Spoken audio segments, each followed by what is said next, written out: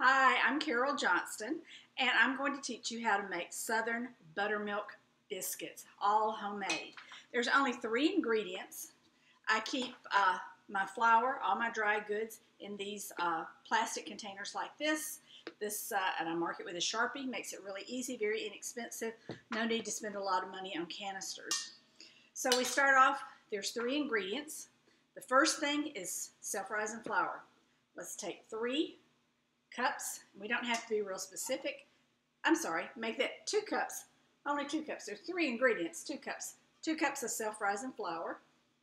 Then we're going to take 1 stick of butter, and you want your butter very, very cold. You can cut it into small pieces ahead of time if you'd like to, but that's not necessary.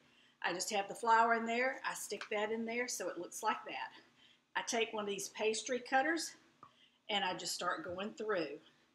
And what I found is that cutting it into smaller pieces and the butter into smaller pieces and sticking it in the refrigerator just tends to take more time. And by now I've already got it cut up in smaller pieces anyway. And you just want to keep going over and over. And you want to work fairly quickly because one of the secrets to good buttermilk biscuits is that everything stays cold. And the reason you want it to stay cold is because when it goes into the hot oven, it'll melt and it'll release steam, and that helps the biscuits be flakier and fluffier. Makes them lighter too because of the air that's released from the steam of the butter. Now then, I like very rustic biscuits. That means that I don't blend them to death like this. So I've got that done. Now then the next step is buttermilk. So our 3 ingredients, self-rising flour, butter, and buttermilk. And I've used unsalted butter and I've used salted butter, and I really can't tell the difference. You add 1 cup.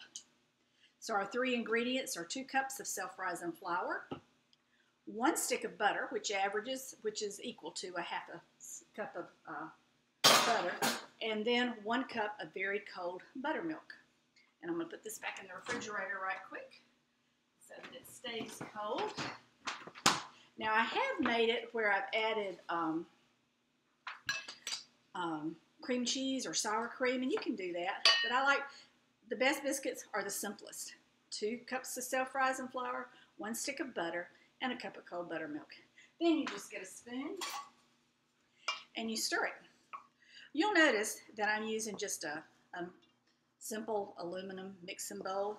It's easier to clean up. I have this beautiful, look at this gorgeous handmade breadboard that I could use, but it's kind of hard to clean. And I don't make biscuits often enough. My grandmother, she kept a handmade breadboard like that or bread bowl like that in her kitchen and just kept flour in it all the time. Now then you see I just barely brought that together. Now then you're going to need a little bit more flour, and I've got this beautiful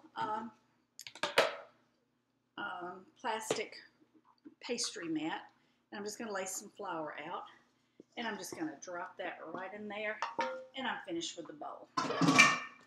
Now I get enough flour so my hands are together, and we're just going to form it together. You want to form the dough so that it's you're going to have to keep adding flour to your hands. I usually keep a little stack of flour over here on the side, and you fold it over, turn it around, pat it out where it's kind of like in a rectangle, fold it over, sprinkle with flour. And as you work it, you don't want to work it a lot because you don't want to warm it up, and the heat from your hands will warm it up. You don't want that butter to get soft yet. You want it to keep cold so that you have fluffy, pretty biscuits. Okay, so I keep turning it, make sure it's not sticking to my pastry mat. I fold it over, and each time you fold it, you're putting another layer. So your biscuits are going to have buttery layers. And one thing you're going to notice about your biscuits is that you can see little bits of butter in them. That's good. You don't want big chunks of butter, but pretty good pieces of butter. Okay, I've turned it and folded it several times, and I think that's going to be enough. We don't want to overwork it. I smooth the flour out, I lay it down, and then I pat it out. You can roll it out if you want to, or you can pat it out, whatever you like. You're going to roll it out to probably about maybe a ½ inch thick. And I don't know if you can see or not in the dough, but you can see there's little bits of butter in there. You can see that. And that's just going to make them flakier and prettier. I like this particular biscuit cutter. We just do it like that.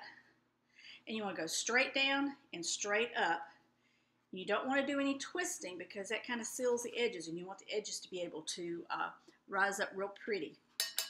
So we're just going to straight down, straight up. Get a little flour on it, straight down, straight up. A little flour on it, straight down, straight up, straight down, straight up, just like that. And this is actually kind of a middle-size biscuit cutter. And that made 8 biscuits right there. And I've covered my pan with parchment paper. And you want to put your biscuits actually kind of close together. That helps them rise for some reason. I have no idea why. I should look that up sometime.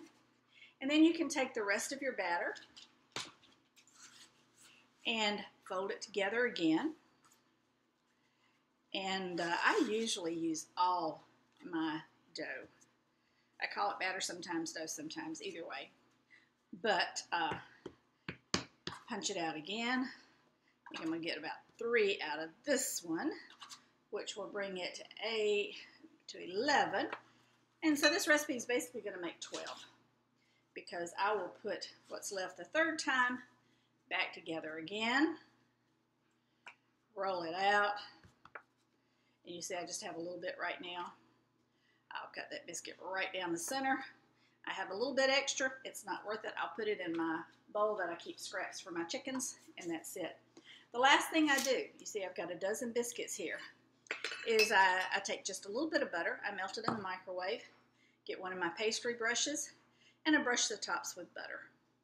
And the reason I do that is it just makes it good. I mean, what's not to like about a little extra butter on your biscuits? So we brush them, a little bit of butter. And if you're going to have biscuits, you may as well have some butter. You can do moderation in other things, but you may as well have them taste the best they can taste if you're going to eat them. All right, so we brushed them with butter. Now we're going to stick them in an oven that is preheated to 425 degrees. And they're going to cook for about 20 to 25 minutes. And they are wonderful. I'll come back later.